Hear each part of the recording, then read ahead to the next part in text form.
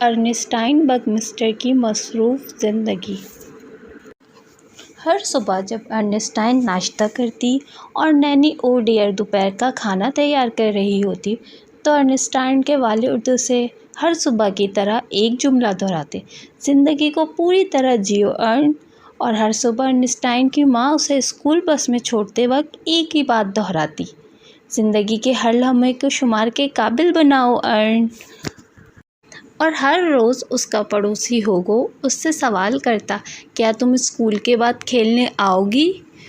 पर अर्नेस्टाइन के पास वक्त नहीं होता था, क्योंकि उसके वालिदैन ने स्कूल के बाद इसके रोज़ाने का फ़हरिस्त तैयार कर रखा था। पीर को वो क्ले लम्किन के साथ मुजस्मा बनाती, मंगल वाले दिन वो वाटर बैली के लिए जाती मिस्टर गोल्डफिश के साथ, बुध को वो बुनाई करती मिसेस पर्ल के साथ, जुमेरात को वो तूबा बजाना सीखती मिस्टर ओम्पा से, जुम्मे को गाना सीखती बूढ़ी औरत से, हफ्ते को वो कराटे सीखती मास्टर हिया से, इतवार वाले दिन योगा की मशक करती गुरु प्रकाश के साथ।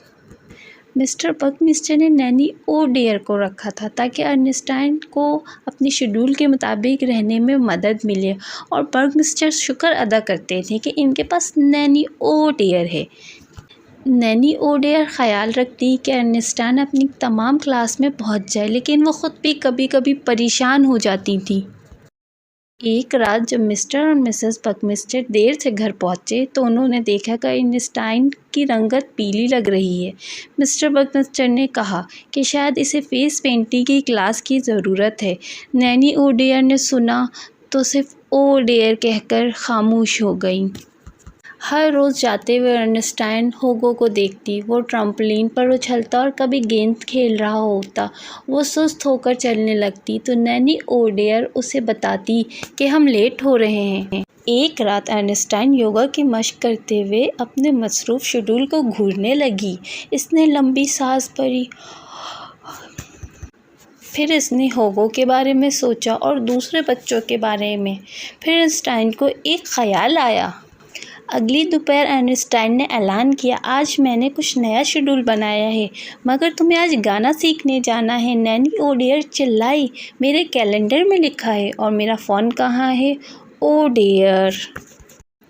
अर्नेस्टाइन भागते हुए पार्क की तरफ बढ़ी। अर्नेस्टाइन पहाड़ की चोटी पर पहुंची और नैनी को खींचते हुए घास पर गिर गई। ओ डियर, नैनी बड़बड़ाई। नैनी रुकी और उसने हाँफते हुए मंजर को देखा। मंजर बहुत प्यारा था। बादल उसे कभी अनानास लग रहे थे तो कभी खरगोश। वो ख़ुद को शहज़ादी तसव्वुर कर रही थी। कुछ देर पहले वो तसव्वुर कर रही थी कि वो छोटे कीड़े हैं और दुनिया बहुत बड़ी है। फिर उसने टहनी से किला बनाया। नैनी ने उसे ताज बनाना सिखाया और उसे पहना भी दिया। वो ख़ुद को शहज़ादी समझने लगी और बहुत हंसने भी लगी। इधर बूढ़ी औरत ने मिसेस बकमिस्टर को कॉल करके बताया कि अर्नेस्टाइन आज गाना सीखने नहीं आई। मिसेस बकमिस्टर ने मिस्टर बकमिस्टर को बुलाया और कहा, अर्नेस्टाइन ऐसी नहीं है कि शेड्यूल से दूर हो जाए। मैं जानता हूँ वो ज़रूर नैनी के साथ होगी, पर कहाँ हो सकते हैं वो लोग? उन्होंने नैनी को कॉल करने की कोशिश की, पर इसने फ़ोन नहीं सुना। फिर बकमिस्टर ने अपनी बेटी को ढूंढने का फ़ैसला किया। क्या आपने अर्नेस्टाइन को देखा है? बकमिस्टर ने बुनाई की क्लास में पूछा। मिसेस स्टीचर ने सिलाई रोके बगैर कहा, माफ़ करें, मैं आपकी मदद नहीं कर सकती। वो कराटे की क्लास की तरफ गए। बकमिस्टर ने मिस्टर हिया से पूछा, अर्नेस्टाइन यहाँ है? मास्टर हिया ने जवाब दिया, नहीं, एक उड़ते हुए पैर के साथ। क्या अर्नेस्टाइन यहाँ है? उन्होंने वाटर बैली में भी जाकर पूछा। वो मुजस्मा साजी की क्लास में भी गए। उसके बाद वो गुरु कृष्णनाग के पास गई और वहाँ उनसे पूछा। उन्होंने भी कहा कि उन्होंने अर्नेस्टाइन को नहीं देखा। उसके बाद वो मिस्टर ओम्पा के पास गए, मगर वो बाजा बजा रहे थे। मिसेस बकमिस्टर चिल्लाई कि अर्नेस्टाइन यहाँ है, पर उन्होंने नहीं सुना। उन्होंने उसे हर तरफ ढूंढा।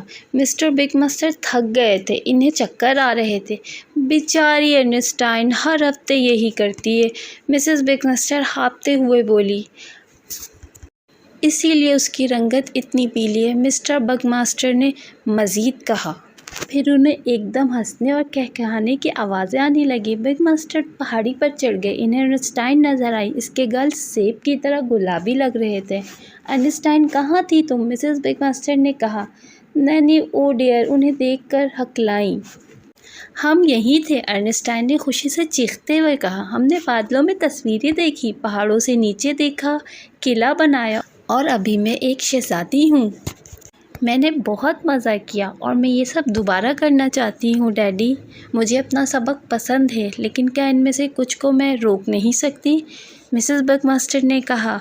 पर आप टूबा और बुनाई के बगैर कैसे रहेंगी? अर्नेस्टाइन ने आसमान को देखते हुए लंबी सांस ली। इस तरह। फिर सबने आसमान को देखा और सांस ली। इस दिन के बाद मिस्टर बिग मास्टर हफ्ते में एक दिन छुट्टी लेते और बागवानी करते। इसके अलावा उन्होंने एक दरख्त पर घर भी बनाया अर्नेस्टाइन के लिए। नैनी ओ डेयर ने पतंग उड़ाना सीखा और अर्नेस्टाइन होगो के साथ कभी कराटे सीखती तो कभी ट्यूबा बजाती। वो बहुत मज़े करती। मज़ीद इस तरह की वीडियोस देखने के लिए मेरे चैनल को सब्सक्राइब ज़रूर करें।